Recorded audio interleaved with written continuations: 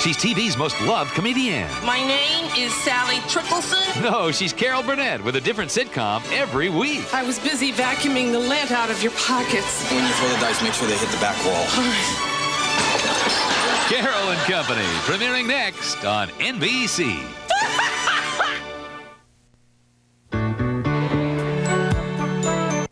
I'm Mary Renee, and coming up tonight at 10 from South Africa, Nelson Mandela calls a halt to peace talks. Charges of anti-Arab feelings on Chicago's west side. More protests when a school principal is fired. And a look at college basketball's Final Four. Those stories plus the weekend weather outlook all coming up tonight at 10. Join us.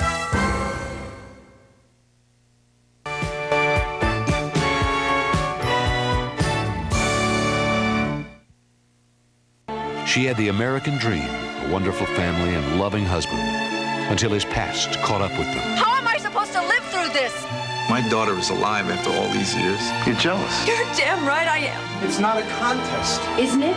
Cheryl Ladd, based on a true story, the girl who came between them, Sunday. Want to give yourself a treat? You want a taste that can't be beat? Have a little sunshine. Sunshine. Have a bunch, you can have it all. You're having no cholesterol. Have a little sunshine. Sunshine. Just about every cookie and cracker Sunshine makes has absolutely no cholesterol. Now what could be better than sunshine? Have a little sunshine. Have a little sunshine. Have a little sunshine. There's a company that more people have invested in than in IBM, GE, and Ford combined. Its assets are greater than AT&T's, and no one's ever lost a penny they put into it. But you don't have to go to Wall Street to find this company. You simply have to go to Main Street. Savings of America, America's largest savings institution. Mandela calls off peace talks in South Africa. Details at 10.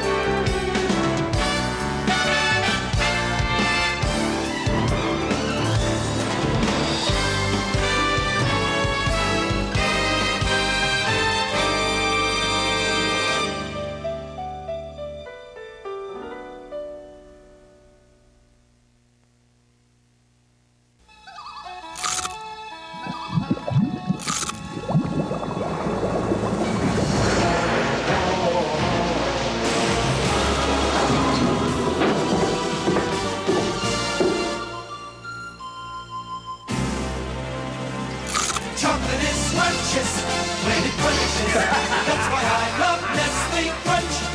That's why I love Nestle Crunch Scrunches. Destination? Beautiful hair. Now Revlon customizes shampoo and conditioner formulas inspired from around the world to bring out the beauty of every hair type. Introducing Revlon Internationals for maximum volume, French formula with panthenol, Scandinavian with marigold for shimmering highlights, Australian with kiwi combined shampoo and conditioner in one. Plus other formulas for every hair type. For beauty without boundaries, new Revlon Internationals. Ever find this in your freezer? What is it? How long's it been there? It won't confess. I'm a chicken from last May. That's why I love the new Right On Labels on Ziploc freezer bags. If I want a mystery, I'll read Sherlock Holmes. Put your trust in a Ziploc bag. Pepperidge Farm's American Collection cookies. They've got so much rich, dark chocolate. Even when you finish the cookie, you haven't finished the chocolate. Now that's a chocolatey cookie. Welcome back, Nancy. Here we go. Carol. Carol? Yes. Well, whatever. Okay, here we go. In 5, 4, 3, 2, 1. Ladies and gentlemen, Carol Burnett.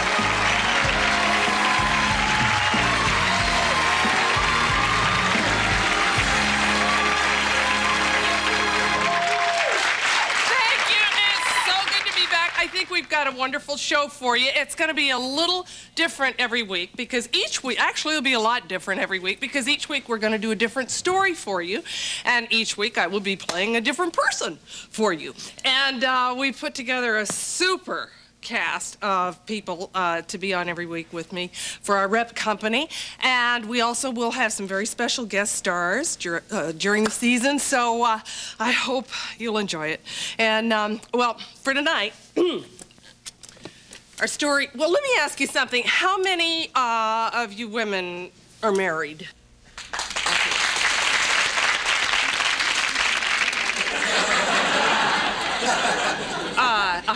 Sure, from that big round of applause, none of you ever fights with your husband, right? How many fight? Well, maybe one or two of you will be able to relate to our show tonight. Because I play the perfect wife who is married to a not so perfect husband. Lois, I need my coat. I'm going to be late for work. Here you are, darling. I'm sorry. I'm so sorry I was tardy, but I was busy vacuuming the lint out of your pockets. Thanks. Oh, you look so dapper in this coat. You are such a handsome man. You missed a spot. Oh, Lois, I'm going to be late again tonight. again? Lois, I'm sorry. don't you want me to make enough money so that we can afford to buy all of those special appliances to help you prepare all the foods that I love? Of course, when you put it that way. Lois. I'm sorry. Don't wrinkle the tie.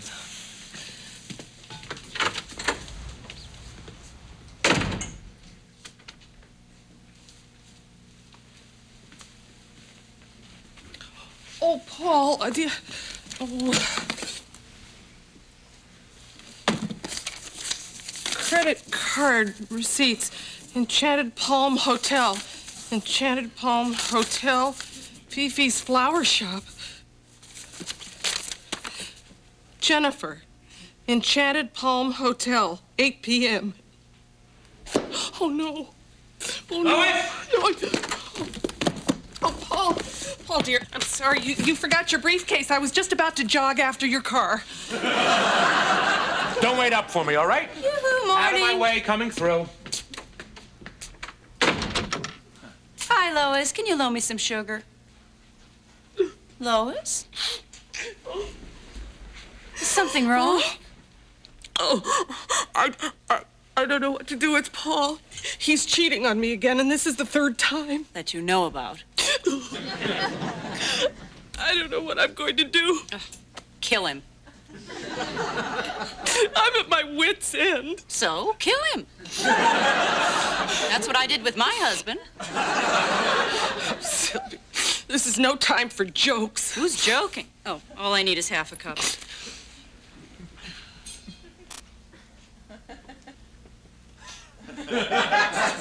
Sylvia, you didn't kill your husband. He was electrocuted by a faulty hairdryer. He was bald. Come on, Lois.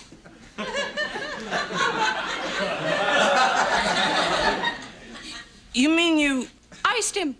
He was shacking up with that little checkout girl from Gleison's. Sylvia, women just don't go around killing their spouses. Yes, they do. Remember Connie's husband? Connie's husband? Well, he was accidentally struck down by a car. 12 times. I always thought that was a little peculiar. Honey, I don't know what planet you've been living on, but all the gals are doing it. Well, I'm sorry. Not this gal. When I married Paul, I promised to love, honor, obey until death do us part. Exactly. We are women. We are the life givers. We are the homemakers. We are the keepers of the hearth. And right now, your husband is putting logs in someone else's fireplace. Admit it. You're angry as hell about it. No, I'm not. I'm not angry. I don't have time to be angry. I have to polish his floors and make his bed and fix his meals and rip his heart out and drink his blood and strangle him with my bare hands. Lois, honey, you don't have to kill him yourself. I mean, you wouldn't do your own root canal. Dentists are killing husbands? No, honey, no. We hire professionals. Professionals? Yeah, they're listed right here in the phone book. Listed under parties. Parties? Let's see. Ah, here it is. Hit Parade, they're the best. Sylvia, I just can't picture myself doing this. Well, then picture Paul intertwined with another woman's steamy, naked body. Hello?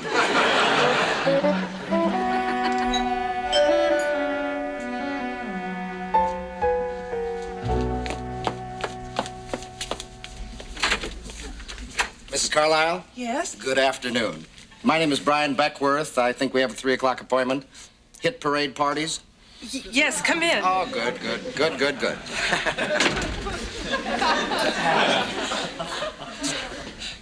You're from Hit Parade? Yeah. Would you like me to take your, Tennis racket? That's a tennis racket? Yeah. Oh, I thought it was a... No. No, I'm on my way to the club. Yes. Would you like a finger sandwich? Why, thank you very much. That's very thoughtful of you. Thank you. They look good. You are? They are good. Thank you. So, you want to throw a party? Well, yes, I called you because I would like you to, kill my husband.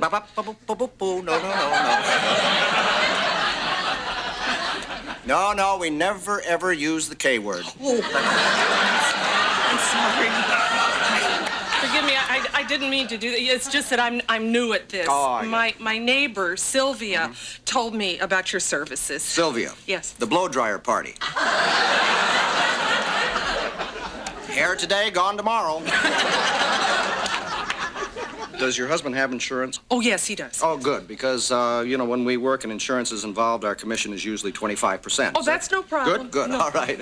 You happen to know the underwriter? Blue Tower. Oh, Life. that's great, yes. We've worked with Blue Tower on occasion, yes. So, tell me a little about your husband. Well, what is there to say? Paul is an accountant. I'm afraid that's not very exciting. Well, it depends on where he works. I mean, some offices have things that we can use, like stairwells, elevator shafts. I love elevator shafts.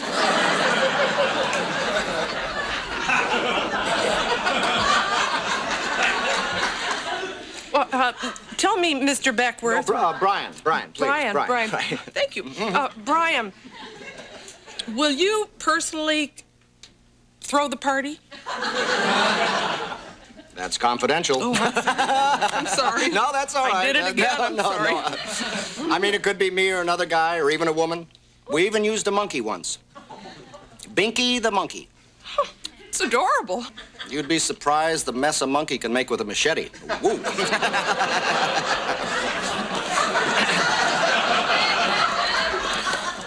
Anyway, let me show you what we have to offer here, because we have a wide range of parties you can choose from, and some involve, knives, car wrecks. Oh, this is a nice one. Midnight grenade serenade. It's very effective, very effective. Oh, and here's one you might like. The floozy with an Uzi. It's a doozy. I'm just kidding.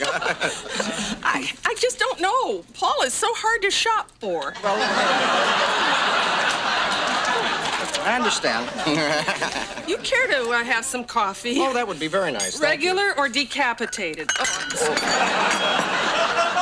It's all right. All right. It's all right. I'm sorry. I'm sorry. I can't. I am so sorry that I called you over here, but I just can't do it. I'm sorry that you had to drive all the way over here. No problem. I just don't believe that Paul is cheating on me this time. And I'm sure that 36 double D bra that I found in the glove compartment of his car was mine.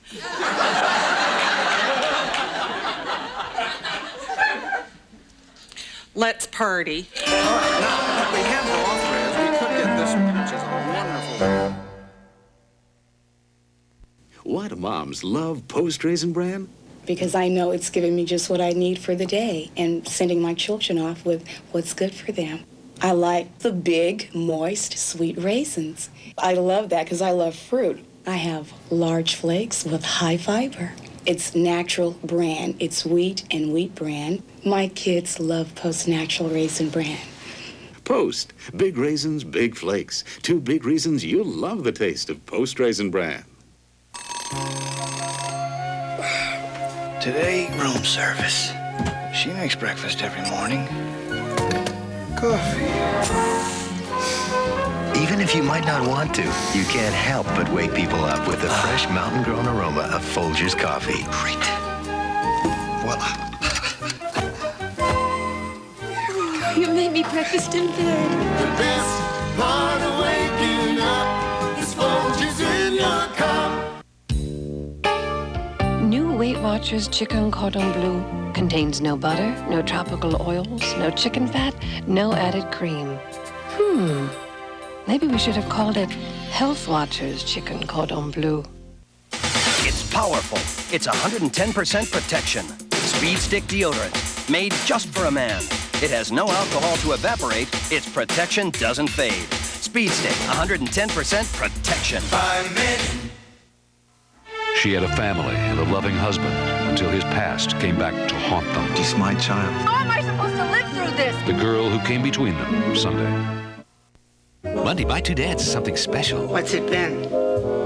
30 years? The judge's ex-husband comes back to her. Let's go for 60. She can forget him, or she can listen to her own heart. Then on the Hogan family, a neighbor's in labor, and she's in the twins' hands. Can you hold on? I'm not sure. You're not sure? She's not sure. Monday. Now, what kind of party did you order? Oh, I told Brian I was going to leave it all up to him, just as long as it happens tonight, and as long as Paul writhes in agony, and... You ought to get a new one. Oh, ovens are so expensive. Use the insurance money you're going to get. How much does Paul have on himself? Gee, I don't know. He always takes care of those things himself. They're in his desk drawer. Well, go look. So typical. Men have been keeping us out of their drawers ever since they've been getting into ours. Here it is. Oh, $1 million. Wow. Hello, moist muffins. Who's Jennifer? What? It says here that Jennifer Campbell is the beneficiary. Jennifer? Oh, no. Jennifer is his mistress. Oh. Honey, you've got to get down to that hotel and stop Brian from throwing the party. Right, but... Oh, no, Brian said he might not even do it himself. It could be anybody. I mean, it could be a monkey with a machete. Bribe him.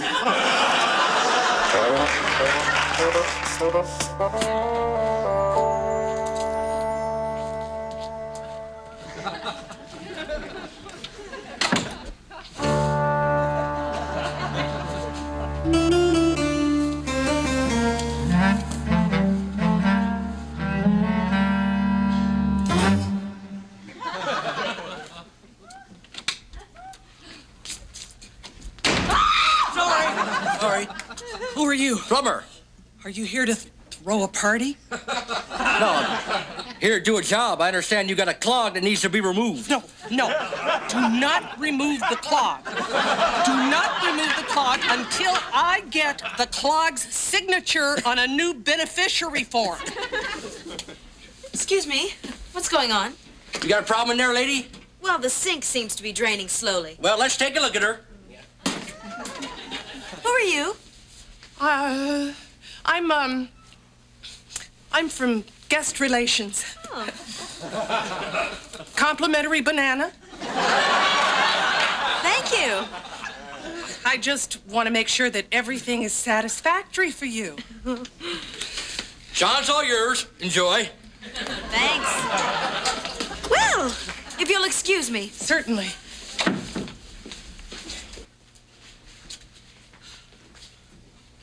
Jennifer? Paul? Jennifer? I'm here. Hello, sugar. Your love pastry is ready to be devoured. I'm on a diet. Oh, come on. Just a little nibble. Please, Jennifer, not now. Paul, since we were here last, look what they've put in. A vibrating bed.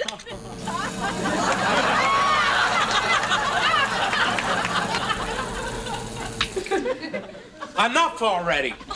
What, sweetie? What is it? It's my wife. You never told me you were married. We're supposed to get married. I've been lying to you. I've been lying to myself. I can't go on seeing you. If my wife finds out, it would crush her. No, Jennifer. I've made up my mind. I'm going to tell her everything. No, you can't be serious. No, I'm not going to throw it all away on hundreds of one-night stands with you. I don't care about your wife. It can't be over. Please. She's been hurt enough already. Jen? As I was driving down here tonight, I thought about the 17 years that she has devoted herself to my every need. I just hope that she can find it in her heart to forgive me. Goodbye, Jennifer.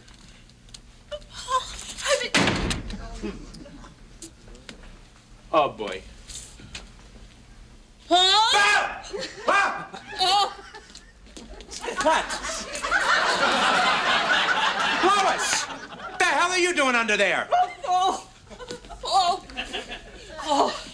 What? Paul, please don't be angry What, with me. how did you know that I was here? What? Oh, it doesn't matter. Paul, I heard what you said to Jennifer, and it was the most beautiful thing I've ever heard in my life. Who is it? Room service. Here, stand up. Come on, posture. What? All right. Go ahead, set it up. No, it's all right. No, don't set it up. You do not have to set it up. No. Lois, please, let the man do his job. I'll be very quick. No! I'm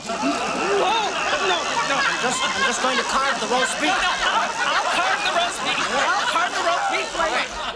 Yeah, we'll be eating over here. Did you bring the wine that I ordered? Yes, sir. White Bordeaux. Thank you. What? Lois! What the hell are you doing? That's $2 a glass. It wasn't a very good year. Not a good year at all. And you deserve the best. You deserve the best in life. Lois, come in on. life. He deserves the best in life. Not dying, especially not dying. Not tonight, especially not tonight. Lois, please, leave the man alone. Yes, dear. Is everything ready? Almost. Just one more thing. No what? No way I can eat all that. Here we go. If you could just sign for this, sir. No problem. Thank you very much, and enjoy your evening. Yes, thank you. Thank you. You too. You enjoy your life and living. Lois, listen to me. Darling, I heard those beautiful things you said about me to Jennifer. And yes, I can find it in my heart to forgive you for every sleazy, slimy thing you've ever done to me. That's all very touching, Lois. Sweetheart, I have such a wonderful idea. Let's keep this room tonight. Together, you and me, we can start our love anew. Why don't we have a second honeymoon? Because our honeymoon was the beginning of my personal hell on Earth. What? Lois, do you have any idea why I leave so early in the morning and come home late every night? Because I can't stand the sight of your face. When I hear your screechy, polite little voice, I want to rip out your vocal cords and stomp on them with the heels of my shoe. I wouldn't want to relive our honeymoon if I were the horniest, most sexually driven beast on the face of the earth, and you were the only female alive. What are you trying to say? You're a moron. You're a moron.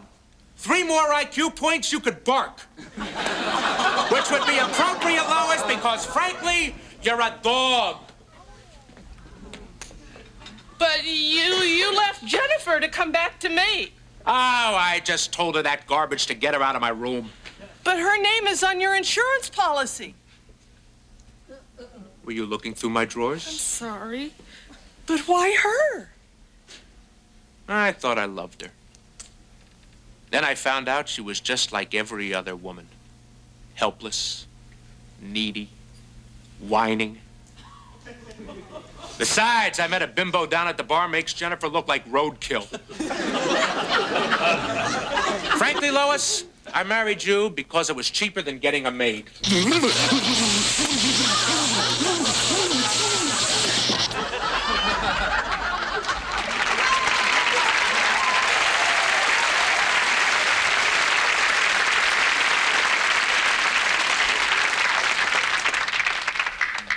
Paul?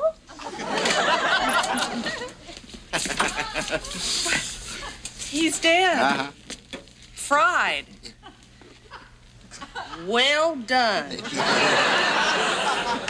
Thank you. The old see you later percolator party. Yeah. It works every time. Congratulations. Well, I'll get rid of the exploding mints. Yeah. I'll go get that rattlesnake out of the turlet. Okay.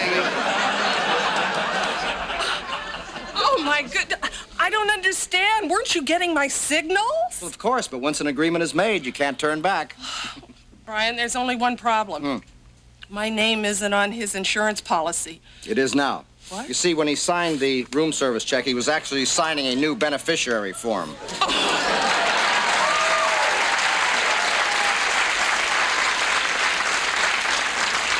Oh, Brian, you are brilliant. I could kiss you. No. I'm a married man with a very jealous wife.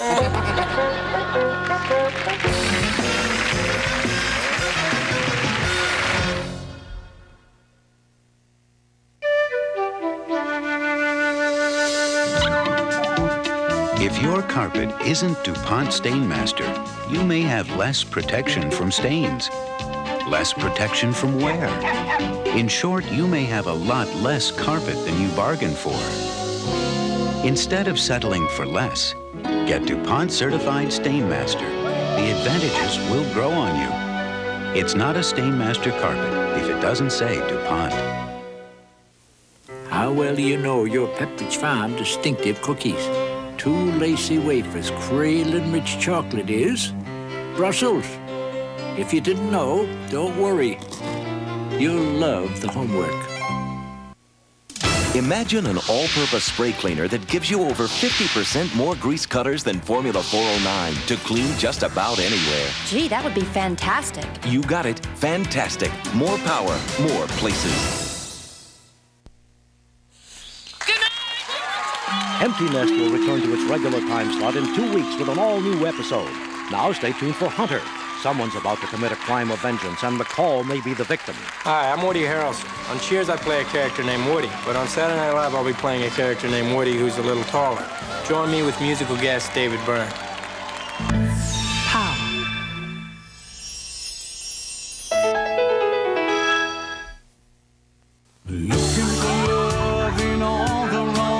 A loner on the run, stops to reunite a family and rescue an abandoned child. Am I gonna live here? But can a special woman tame his wild spirit? You all right? Patrick Cassidy and Catherine Mary Stewart.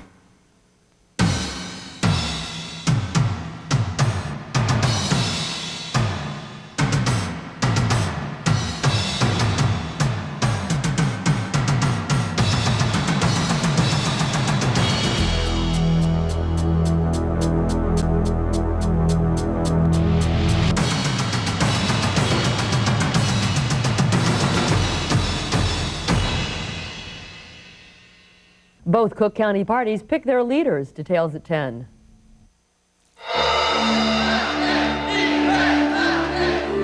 Of all the revolutions that swept Eastern Europe late last year, only Romania's led to massive bloodshed. It was the most violent, the most confusing, and the least conclusive of all the uprisings. All the hatred, the fear, the rebellion was directed toward Nicolae and Elena Ceausescu, the Romanian dictator and his wife who had ruled this country with an iron fist for a generation. And the rage was also directed against their secret police, the Securitate. These were the men who had arrested and tortured and killed Romanians, spying on them, tapping their phones, bugging their workplaces. And when the hostility finally erupted, the battles were fought in and under the streets of Bucharest, exposing a dark world that still haunts the Romanian psyche. It's not overstating things to describe the Romania of Nicolae Ceausescu as a madhouse, in which the lunatics were running the asylum and the inmates were punished for their sanity. This country was, and to a certain extent probably still is, the nightmare that George Orwell evoked in his classic novel, 1984. It is a case study in the sustained application of psychological terror. You couldn't believe anyone, you couldn't trust anyone. Truth, like most other commodities in Romania, has been in such short supply for so long that to this day, conclusions are best treated as preliminary. Some of what we will show you over the next hour has never been broadcast outside Romania. Some of the video, shot privately, has never been broadcast inside the country either. This, for example, is something that most Romanians have never seen. The secret complex of tunnels under Bucharest from which Ceausescu planned to fight off the revolution even when it came. But when the revolution did come, there was no escape for the Ceausescus. No amount of eavesdropping or informing. No Praetorian guard of secret police could save them. During a quarter century of maniacal excess, Nicolae Ceausescu had dug his own grave. When you heard the news that the Ceausescus had been found guilty and executed, what was your reaction?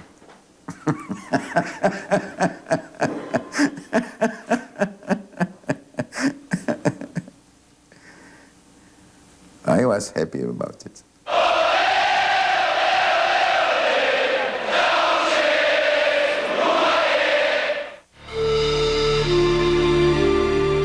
The Koppel Report. Death of a Dictator. Brought to you by AT&T. The right choice. I'm using this other long-distance company. Try to call Phoenix, I misdialed Fiji. I call the operator. She says she can't give me instant credit. I say AT&T always did. She says, you're not dealing with AT&T. If you miss dealing with AT&T, it's easier than ever to come back. Just call 1-800-421-0500 right now and we'll switch you back for free. They kept saying how much money I'd save. Then I get the first bill. I'm not kidding. I thought it was a typo. I mean, where were the big savings? People who thought they could do better than AT&T are coming back for the real value. You can too. It's simple. Just call now and come back for free. Takes longer getting through, but I'm saving a ton, right? Wrong. You gotta read the fine print. I couldn't believe it. You're not dealing with AT&T. Oh, I am now. 1-800-421-0500. For dependable, crystal clear AT&T long-distance service. Call now and we'll switch you for free. You couldn't pick a better time to come back. Introducing new Glade Carpet Potpourri. Shake it out. Capture the essence of the country. Flowers, herbs, fruits and spice. That's Glade Carpet Potpourri. A fresh new scent, very light. It helps eliminate tough pet and smoking odors Shake it out. with the natural scent of the country. Glade Carpet Potpourri. Shake out that country scent with new Glade Carpet Potpourri. Shake it out. Glade Carpet Potpourri. Shake it out. Timișoara. Remember the name. A smallish city on Romania's western boundaries with Hungary and Yugoslavia. In mid-December, Ceausescu's forces had crushed, not an uprising really, but a number of peaceful demonstrations there. Rumor had it that thousands had been killed. Now, in the early afternoon of December 21st, Nicolae Ceausescu was speaking from the balcony of the Communist Central Committee building in Bucharest. He denounced the Timișoara demonstrators as reactionaries and terrorists, hooligans influenced by foreign agents. Ceausescu was reasserting control. Beside him, his wife Elena and members of his cabinet. Before him, in Palace Square, a programmed crowd of hacks and cheerleaders. But as Ceausescu spoke, something unprecedented happened. From the rear of the crowd came the sounds of whistles and jeering.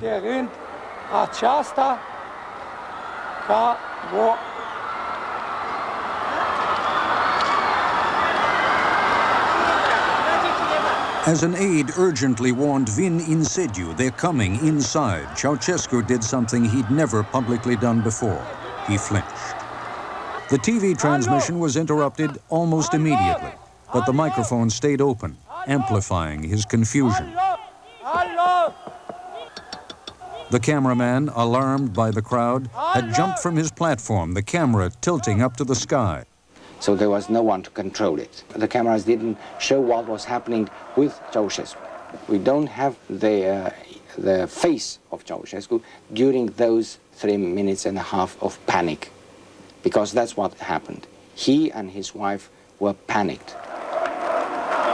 Ceausescu's continued attempts to finish the speech were futile. It was the beginning of the end.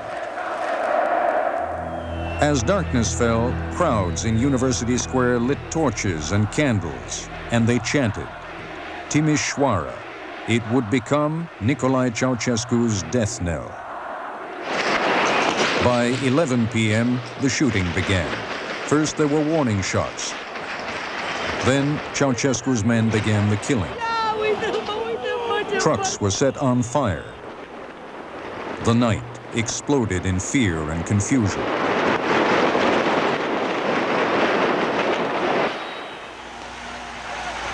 By morning, Bucharest was on strike, the crowds facing army units that had been issued live ammunition for the first time in 2 decades. But the soldiers seemed disinclined to shoot. Around about 10 a.m., we heard from the street, everybody was yelling, come with us, Ceausescu will fall, now it's the time of the truth.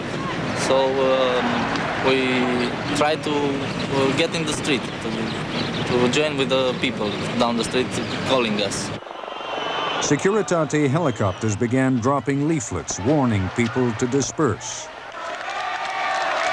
The crowds kept coming and growing, headed toward the Central Committee building where the Ceausescus were now trapped.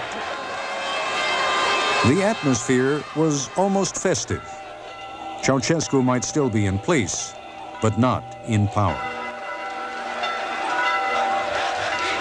There had been a very few dissidents in Romania, their faces unfamiliar, but their writings intimately known through broadcasts into Romania from Radio Free Europe. One such man, poet Mircea Dinescu, who had been under house arrest. I had been guarded by 18 Securitate officers for a whole year. But on this day, the neighbors told me the Securitate had left after half an hour. Some people in the street recognized me and started to throw me in the air. I was lost for words and living in surrealism. The people in the crowd said, "We're going on." The feeling was they didn't care if they were going to die or not. They were not going to accept the totalitarian regime, the dictatorship, any longer. Word reaches the people that the Minister of Defense has killed himself rather than obey orders to fire on the crowd. With that news, the army is now firmly on the side of the people. Tanks actually begin carrying demonstrators into Palace Square. And inside the Central Committee building, panic has set in. The Ceausescus, their bodyguards, and 2 close aides make their way to the roof. Their personal helicopter, piloted by Colonel Vasily Malutsan, is already waiting. They were so scared they didn't even have the energy necessary to walk by themselves. So they were being mainly carried, being taken along by their guards. The overloaded helicopter can barely make it off the roof. It dips between buildings, finally clearing the rooftops, headed for Ceausescu's summer palace at Snagov, 20 miles away.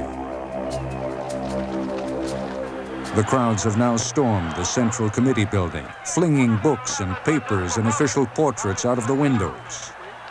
Volumes of Ceausescu's collected speeches are flung over the balcony from which he'd spoken only hours before, and ripped to shreds by the crowds below.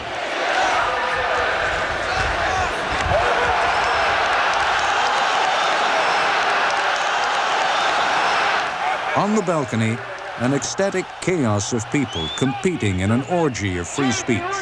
They were transmitting all sorts of shouts like Ceausescu, the dictator, Ceausescu must be judged. Among those swept onto the balcony, a professor of engineering, Petri Roman. I was simply thinking that we have to state that Ceausescu's gone and that he's no more the ruler of this country. News that the Ceausescus have fled spreads through Bucharest by word of mouth. It's not until the television station is seized that word goes out to the rest of the country. I saw the soldiers on the top of the buildings, and I feared that there might be some bloodshed. Some of the people from the crowds got into our newsrooms. They wanted only books with Ceausescu's portrait and Ceausescu's writings. They took them out to the crowd and torn them to pieces. There was no violence at all. They were decent people, and they were overwhelmed with joy. The first scenes of the revolution broadcast to the nation are those of ecstatic confusion. The poet, Mircea Denescu, is among the first to speak. Then an army captain, an architect, Mihai Lupoi, whose appearance in uniform has an electric impact on the television audience. Everybody was excited, and the people from the country who didn't know what's happening in Bucharest, they were waiting for a precise position, for an explanation. The presence of an officer in uniform was enough. Here visibly was evidence that the army was with the people. The Ceausescus, meanwhile, have spent a frenzied hour at the summer palace in Snagov. He placing phone calls. She ordering a maid to pack 9 bags with sheets, blankets, bathrobes, and underwear. Then they took off again. Ceausescu orders Colonel Malutsan to fly to a nearby airfield. The next minute I had the idea of scaring them, telling them that our position was discovered by radar and we would be shot down in a minute or 2. He was very frightened and ordered me to land immediately. We landed and the Securitate guards stopped the cars on the road. The guards commandeered a car driven by a doctor, Nicolae Deca. Shortly afterwards, the car broke down. A second car was commandeered. The driver, Nicolae Petrisor, was ordered to drive to Târgoviște, an industrial city about 30 miles outside of Bucharest. There, Petrisor took them to an agricultural institute. He was looking at his watch all the time, then up at the sky, like that. His watch, then the sky. As would emerge 3 days later, Ceausescu had a radio beacon in his watch. He was definitely waiting for someone to rescue him. But rescue never came. Within 2 hours, both of them were in army custody. At the Central Committee building, meanwhile, crowds continue in one office to vandalize anything that speaks of Ceausescu, while in another, the former prime minister and his deputy try to cut a deal. Within an hour, though, Prime Minister Descalescu is paraded onto the balcony to deliver his public resignation to the jeers of the crowd below.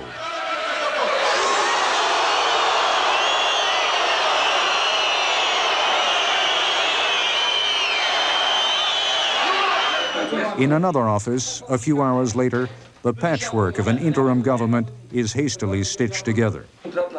The engineering professor, Petra Roman, is named prime minister. The dissident and former diplomat Silviu Brucan is named second vice president. And then there is Ion Iliescu, who until the mid-70s was a minister in Ceausescu's government. He is now the new president of Romania. It is Iliescu early that evening who returns to the balcony to report that Nicolae and Elena Ceausescu have been captured. The picture seems complete. The crowd is euphoric. The emblem of Ceausescu's regime has been cut from the heart of the national flag. People are cheering, dancing, preparing to celebrate till dawn. The leaders of the new government are fixed in spotlights trained on the balcony. Easy targets for Securitate sharpshooters already tucked away in buildings circling Palace Square, facing the balcony. For the next 2 hours, for some still unexplained reason, they hold their fire. Then, all hell breaks loose.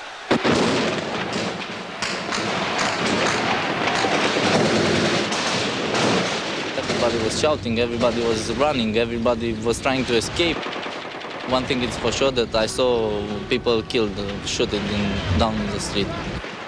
But none of the fire was directed at the Central Committee building. A possible reason? Leaders from the old government were still trapped inside.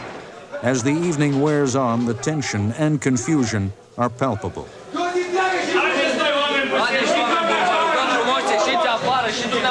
A home video camera records the fraying of tempers on the 5th floor, where 2 hated cabinet members are negotiating for their lives.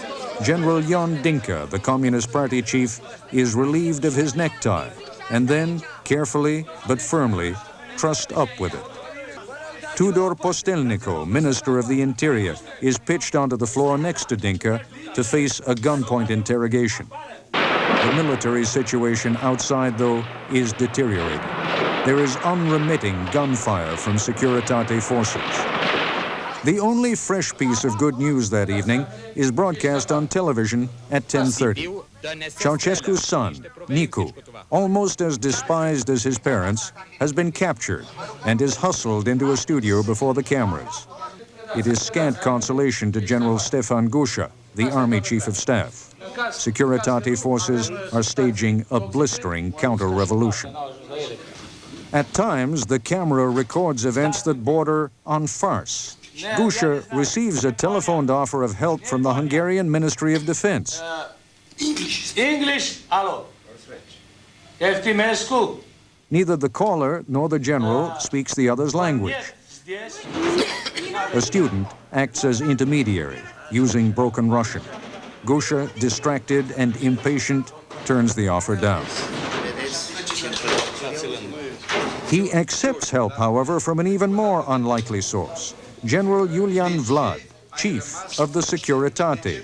He has pronounced himself a convert to the revolution and is believed. General Gusha proposes that Vlad broadcast a message to his men, who are still firing on the people outside, ordering them to lay down their weapons. Just before 6 in the morning, coached by a student who drafts the message, Vlad phones it in to the television station. 10 minutes later, as Generals Vlad and Gusha listen, the message airs to a ripple of applause. It has no effect whatsoever.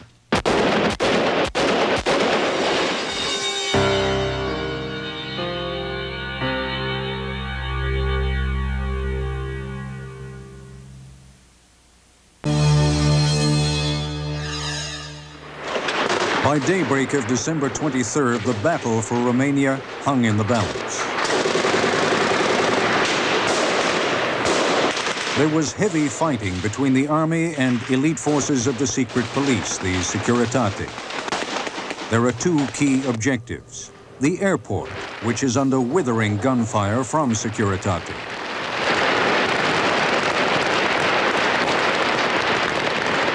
And the television station. It has been under assault now for almost 10 hours. We became trapped, and the trap was getting, how to say, stronger and stronger, because they started to shoot in the building. And even on this corridor here, which is near the studio number 4, we were not able to leave the rooms in which we were trapped at the moment. We had to stay there sometimes for a couple of hours.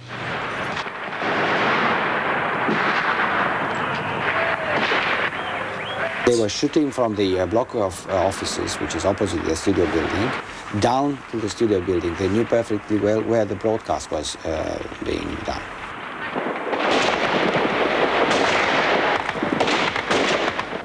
A helicopter overflew the area around the Romanian television, and they tried to machine gun the people gathered here.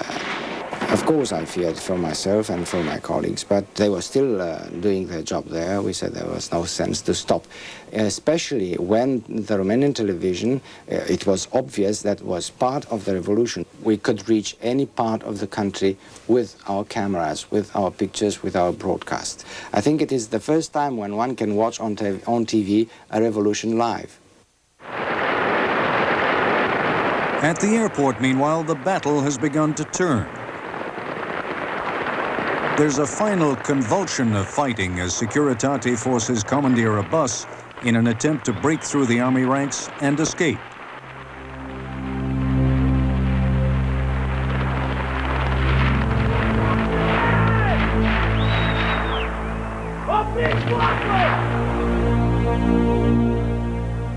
But they fail.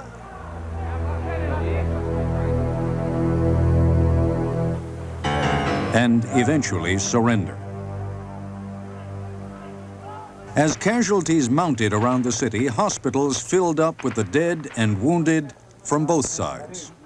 We received here 691 wounded, and we had here 117 deaths. The main age, it was between 22 and 24 years. The youngest was 13 years old. A lot number of them were shot in the head.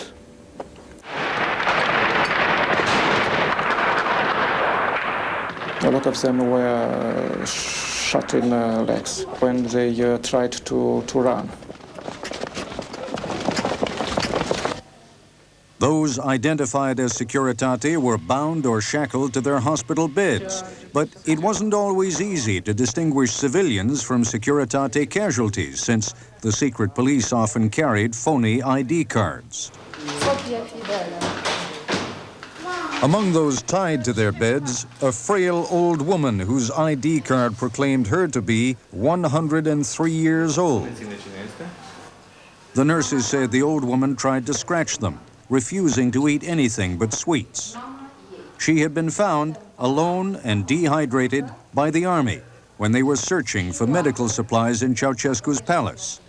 She was the dictator's mother-in-law, abandoned when the Ceausescus fled by helicopter. A few days after this video was shot, she died.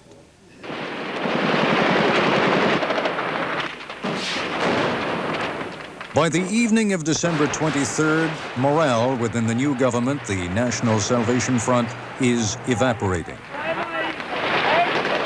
At 7 p.m., a secret war council is convened. 8 generals from the army and former Securitate Chief General Vlad meet with 3 members of the National Salvation Front. That meeting started with a report made by General Gush and General Vlad on the military situation. It was a bleak and alarming situation. In essence, the revolution is collapsing. The army seemed to know nothing about Securitate's movements. Securitate seemed to know everything about the army. The question was, why? General Vlad's defection to the revolution, his participation in the front's innermost council, should have provided the army with all the intelligence it needed. General Vlad had sat at the heart of the battle for 48 hours of critical fighting. He'd rarely been off the phone.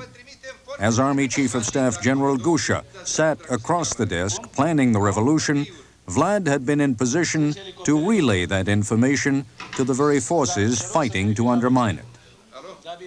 You must realize how encouraged were his troops and snipers, knowing that their boss is in the center of things. It could also explain why those troops and snipers were so considerate about not firing at the front's headquarters in the Central Committee building. Incredibly, it took Brukan and the other members of the front another 48 hours to convince the army that Vlad was a traitor.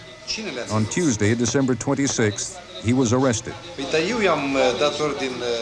I think he played an act with the generals, and in the meantime, he instructed his troops to enlarge their operations to attack new strategic objectives.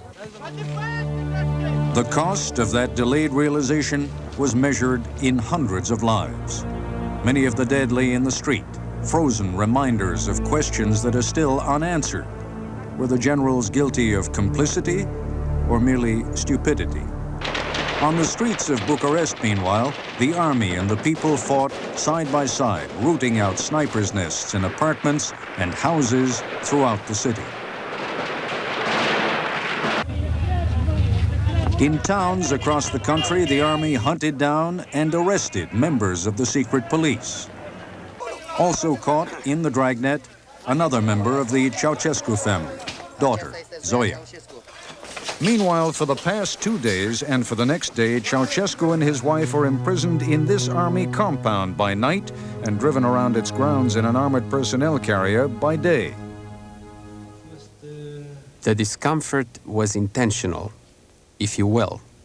It also showed the soldiers that those who did so much, so many bad things to the country, were in a very small place, far away from the palaces they were accustomed to. The Securitate apparently suspected where the Ceausescus were being held. Twice in 2 days they attacked this garrison in an attempt to free them. We were afraid that they will mount a much more serious attack on that garrison. And we decided to have a summary trial the next day, Monday, and the sentence to be immediately executed. Christmas Day. The army released the Ceausescus from their mobile prison in the armored personnel carrier. Ceausescu apparently still believing that his position was known to Securitate because of a transmitter that he wore. We didn't know that keeping them in the armored car was very safe because they had a beeper in the watch. It was just we were lucky. Lucky because the armored car apparently shielded the signal and made the transmitter useless. Even as the Ceausescus went on trial, he still seemed to be expecting a last-minute rescue by the Securitate. To the process was playing all the time with his watch, looking at it. We were very confused. Why did he look all the time to his watch? What he was waiting for? That's a normal question, huh? The rescue Ceausescu hoped for never happened. During the trial, which lasted only 3 hours, the couple was angry, contemptuous, unwilling to recognize the legitimacy of the court. They seemed unaware, or at least unwilling, to concede the gravity of their situation. It was a charade. Their fate had already been sealed. The trial was nothing more than a formality. And we decided to shoot them, but first we had to judge them. In my opinion, this judgment wasn't necessary, but for the general impression, We had to do it. At the beginning, he refused to talk. He called all the time to be judged by the National Assembly. To the end, he began to be afraid when he realized that he would be shot. He realized that she didn't. She didn't all the time. To the end, when they were tying their hands, he was very calm. But she said to the people trying to tie her hands to be careful with her hands because it could be broken. It doesn't matter if they are broken or not when you are going to die in 5 minutes, huh? Sentence and execution occurred in a matter of minutes. We took them out, put them to the wall, and asked the people who wants to shoot. Everybody wanted. So they selected 3 people, and they didn't wait for the command to shoot. They shot before. 3 guns, 90 bullets. I don't know if all of them were in the body, but nobody counted.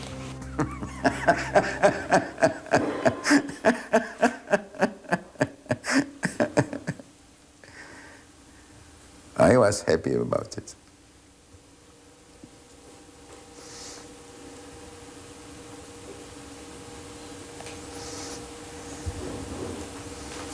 I saw as a whole Romanian people. They deserved it. Perhaps it would have been better not to sentence them to death.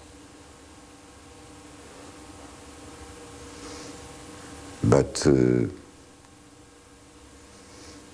give them a chance to see the dimension of the disaster they have left and the dimension of the popular feeling about them.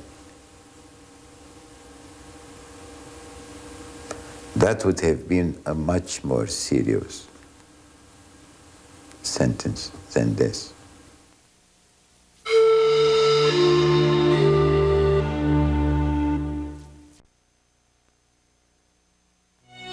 The Koppel Report continues. They took a children's playground just on the other side of that wall from an existing cemetery, and they turned it into a final resting place for some of the martyrs of the revolution. It is called the Young Heroes Cemetery, and most of the wooden crosses explain why. They were all killed in December of 1989, many of them only children in their teens or young men and women in their 20s and 30s. Their surviving friends and relatives know why they died. They died for the revolution.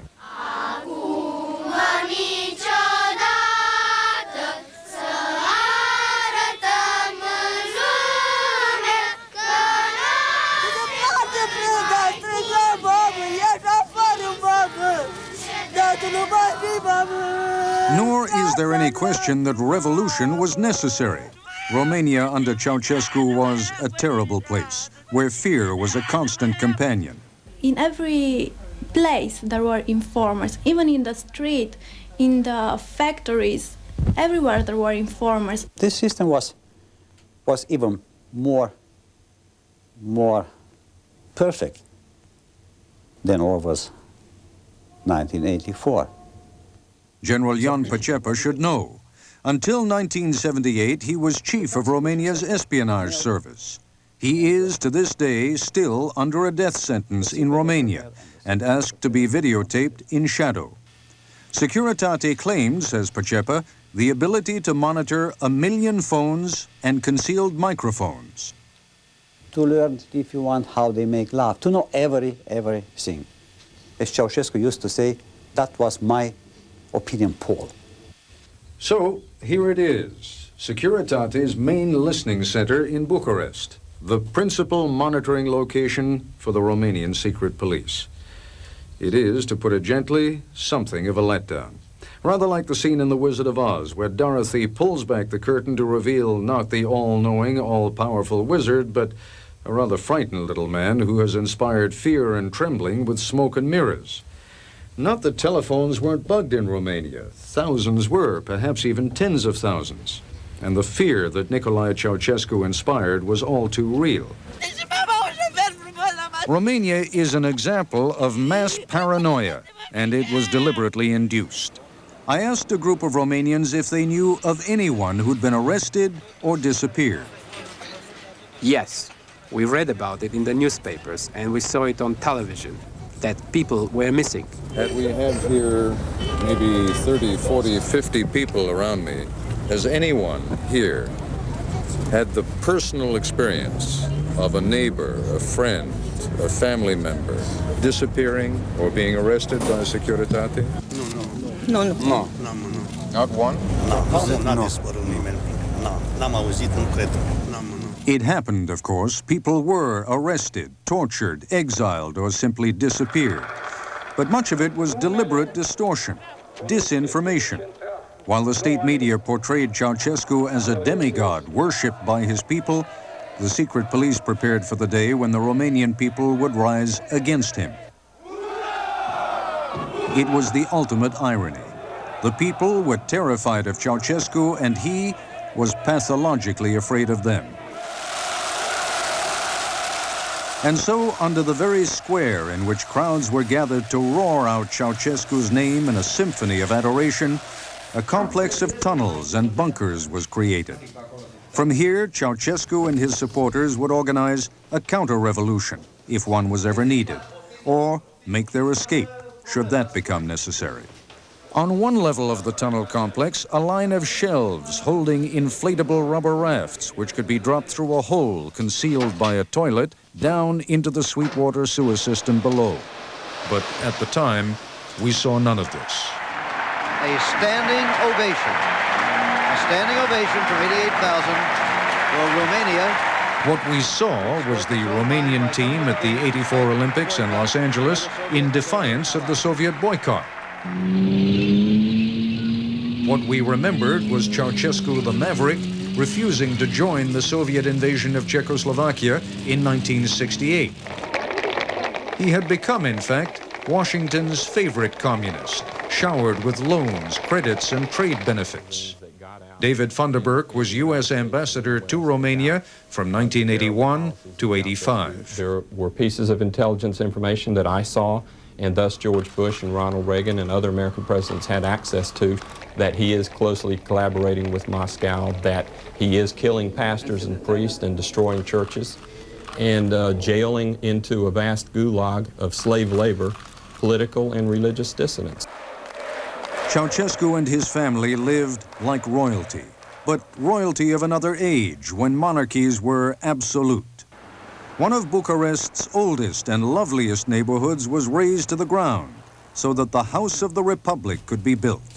Bigger than the Pentagon, 3 times the size of the palace at Versailles, the unfinished building has already cost over $1 billion, with its marble columns and diamond-studded chandeliers.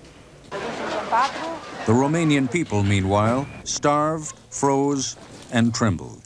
Bread was rationed, meat disappeared, people were starving. Heat was rationed, you had to keep your apartment at 55 degrees. Bucharest and most Romanian cities became very dark. The streetlights were simply turned off, and so crime increased.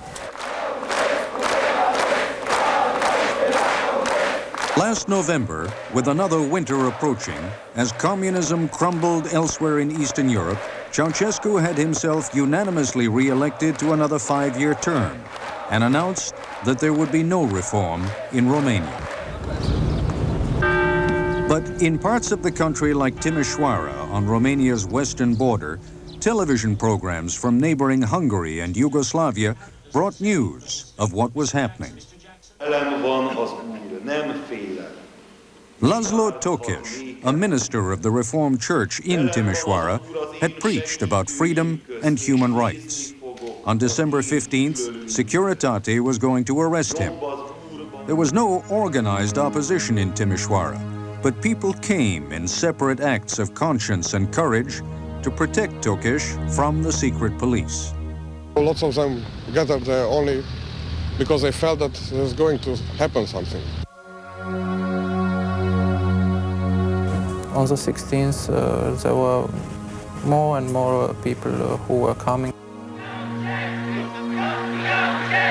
We were walking around around the city and we were yelling, Romanians, join us, freedom, death for Ceausescu. It was unbelievable what I saw on the 17th.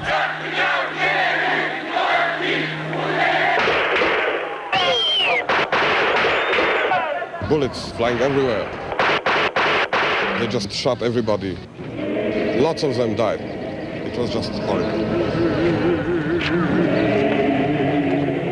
The children were unbelievable, brave. They were the soul of our revolution. They tried with bare hands to destroy those tanks. Sounds of the shooting and the screams of people were smuggled out of the country on an audio tape, which, in turn, was broadcast back into Romania on Radio Free Europe. We kept broadcasting this tape the whole night.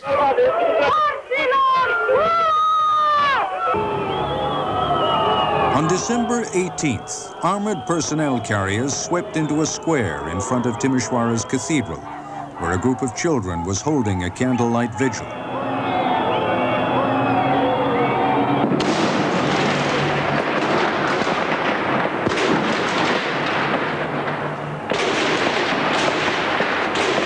News that the children had been massacred spread by word of mouth and was also reported on Radio Free Europe. But this home video shows the cathedral steps just after the shooting. The steps are empty, the children have fled, and witnesses now confirm that there was no mass killing at the cathedral. The story of the massacre, however, added to exaggerated casualty reports from the previous day, sweeps the country.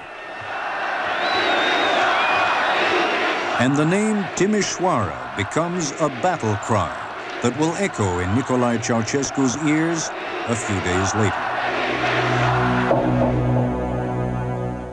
You live in the world's most important city. Your job is to get the truth. You are violating the law, Mr. Oaks. Senator Monkton was all over her boss. I'm not running this story until I'm satisfied it's true. The CIA is not allowed to assassinate people. You believe terrorism has value, Nick. The Russians think it's over. Is it over or not? Lloyd Bridges, Helen Slater, Michael Woods. You don't watch out, you're going to be out of business. I won't tolerate a devious reporter. Capital News premieres next Monday after MacGyver. So they executed the hated dictator and his hated wife. Free elections were promised, and there was a spirit of hope in the land for a few days.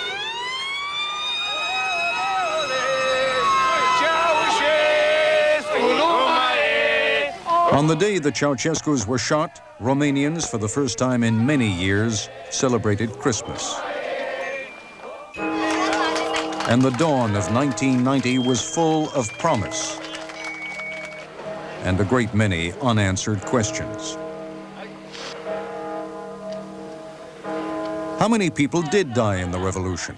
Certainly not the figures of 60 to 80,000 once broadcast by Romanian television. The toll is 1,800 dead. And those gruesome pictures of bodies that we saw late last December, a lot of them, we're now told, were dug up from a communal pauper's grave. Nothing to do with the revolution. And what happened to those guilty of the crimes committed during the Ceausescu regime? So large and insistent were the crowds on January 12th, calling for the banning of the Communist Party and the reinstatement of the death penalty, that the three top leaders of the new government caved into those demands on the spot. The next day, both decisions were reversed. And when the demonstrations resumed, the National Salvation Front reacted by bringing in thousands of coal miners to chant their support for the new government's policies. This is the style that Ceausescu used to use, and I think they're using much of his style. A few people have been put on trial in Romania, fewer than 50 in all. But the trials also seem largely symbolic. People's theater. The accused already wear the garb of convicted felons, and when the prosecutors push a little too hard for names and associations within the old guard, the judges cut them short. There were simply too many collaborators in Romania's nightmare. They use the same old slogan. happens. Yes. They are the same people as they were in the old Communist Party of Romania. General Vlad, for example, the former chief of Securitate, his trial could be infinitely revealing.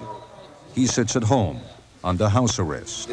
General Stanculescu, who served Ceausescu as the army's liaison with Securitate, is, as we told you now, Minister of Defense. Far from exhuming the past, Romania's leaders are now burying it. Our official tour of Securitate's tunnel and bunker complex under Bucharest makes the point. It only lasted 5 minutes. Instead of denying access to the rest of the tunnels, the authorities now deny their very existence. Aren't there several levels to the complex? We ask the colonel escorting us. No, he says there's nothing beneath us but the ground. But we have it on tape, I tell him. The toilet covering the entrance to the Sweetwater sewer system. I have nothing more to say. We encounter a similar experience when we try to gain access to a one-time Securitate bugging center on the top floor of Timișoara's Continental Hotel. What is the army doing in the hotel? In Ceausescu's time, the rooms of the hotel were all said to be bugged. The tape recorders and monitors were upstairs on the 13th floor. 2 officers and 5 armed soldiers respond to a call from the frightened man in the room. They, however, insist the room is empty. There's nobody inside. He assures me there is no one in that room right now. Asigurați că nu se află nimeni în interior? Da. Yes. If you ring the bell, the man will come to the door. Puteți face asta? Da. Please. Da.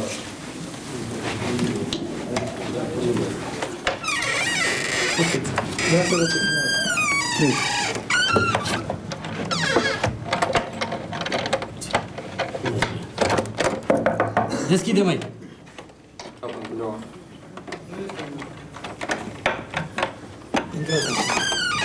Ce se întâmplă aici? You ask what's happening in here. Told you not to open. When finally we gained access to the room, there were no tape recorders, no secret police monitoring hidden microphones, but rather the army running electronic surveillance equipment. Listening to what? They wouldn't say. But then, in today's Romania, it hardly matters. Any evidence of eavesdropping merely confirms a growing public suspicion that very little has really changed. Symbolism.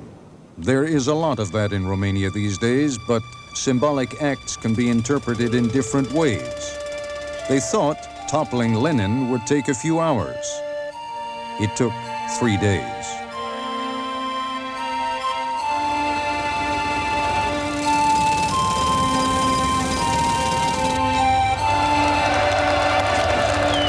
And for some reason not altogether clear, they have saved the statue for the time being. There's symbolism in that, too. Where is this country headed? Even the Romanians, no, especially the Romanians, can't say. For the moment, the machinery of repression is in neutral, idling. It may be dismantled, it may be re-engaged.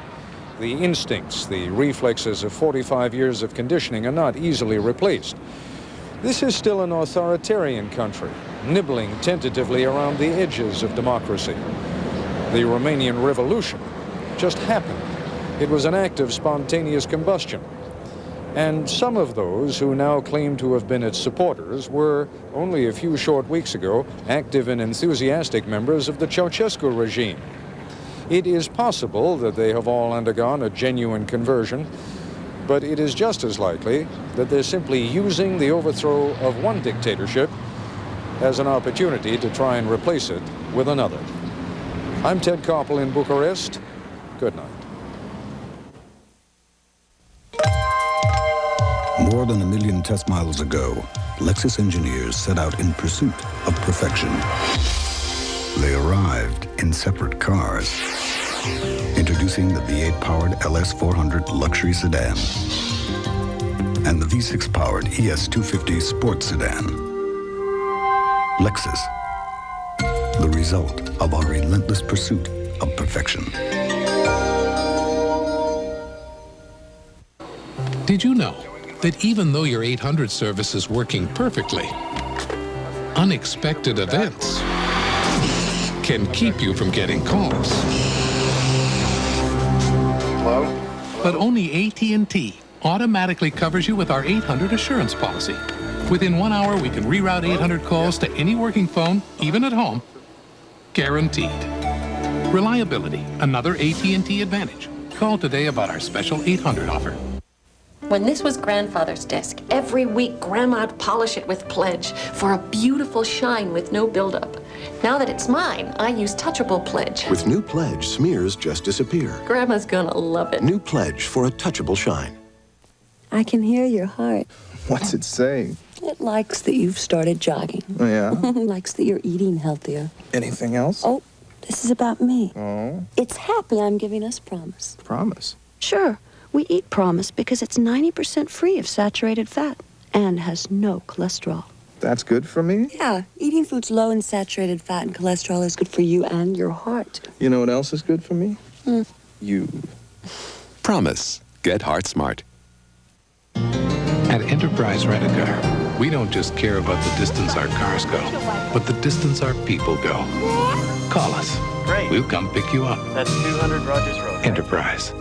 We go the extra distance. Thursday on Primetime, is the IRS abusing Americans? Carol Bevins built a business to get off welfare. They took it all away. I was scared. I didn't know what to do. I was losing everything that I worked for. Watch Primetime, Thursday. The Koppel Report, Death of a Dictator, has been brought to you by AT&T, the right choice.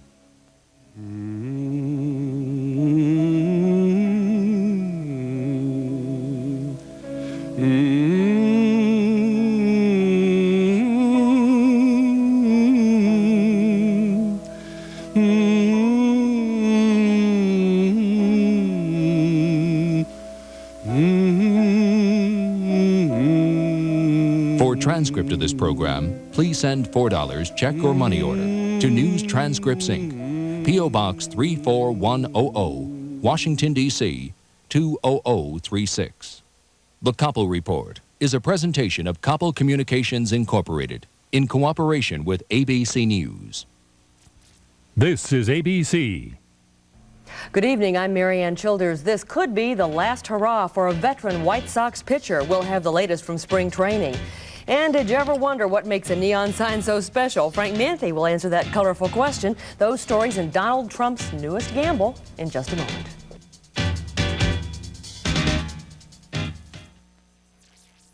Cheryl Oldfield-Rosnoff buys for TJ Maxx, and she just made another super buy.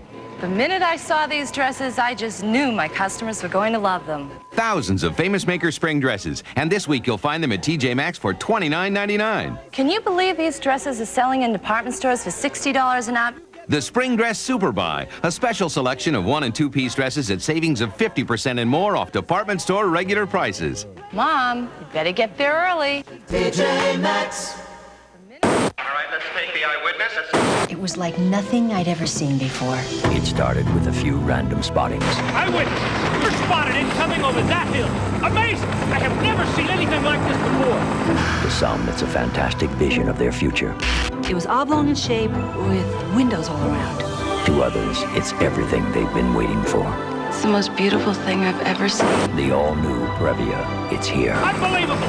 It's a Toyota, and it's like nothing you've ever seen. Express mail from your post office offers you 46,000 drop-off points. We deliver, we deliver. A guaranteed morning delivery. We deliver, we deliver. And an overnight price of just $8.75. We deliver, we deliver. Speed, convenience, price. It's a package only we can deliver. Express mail from your postal service. We deliver for you. Turn to Oprah, weekdays at 9 on Channel 7. This is Channel 7 Eyewitness News with Marianne Childers, Jim Rosenfield for John Drury, Steve Deschler with weather, Jim Weigel on sports, and the Eyewitness News team. This is Eyewitness News. Good evening. Tonight, the boy whose fight against AIDS discrimination won him support from around the world is fighting for his life. Ryan White was diagnosed with AIDS 6 years ago. Tonight, he's hospitalized in critical condition. Dick Johnson is live in Indianapolis with the latest. Dick? Marianne and Jim, until he was put on a life support system this afternoon, Ryan White was not expected to make it through the day. He is in a coma and bleeding internally. This is it, said a family friend. He's not expected to come out of it. Doctors at Riley Children's Hospital in Indianapolis say Ryan White was admitted last Thursday. He had been in ill health since December. He's very heavily sedated, and he's experiencing no discomfort to the best that we can tell. We first met Ryan White in 1985, a likable, forthright 13-year-old hemophiliac who had contracted the deadly disease AIDS the year before from a blood clotting agent used to treat his hemophilia.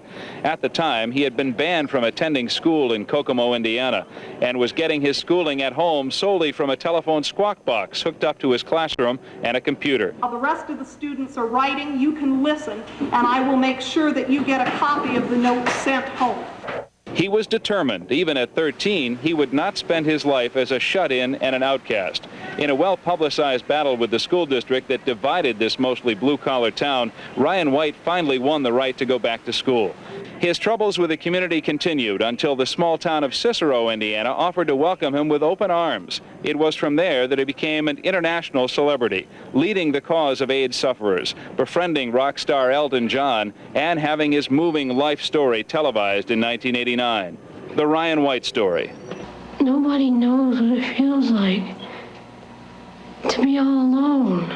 His last public appearance before entering the hospital was just last week, when he appeared with former President Reagan and his wife for the establishment of the Ryan White National Program for AIDS Education.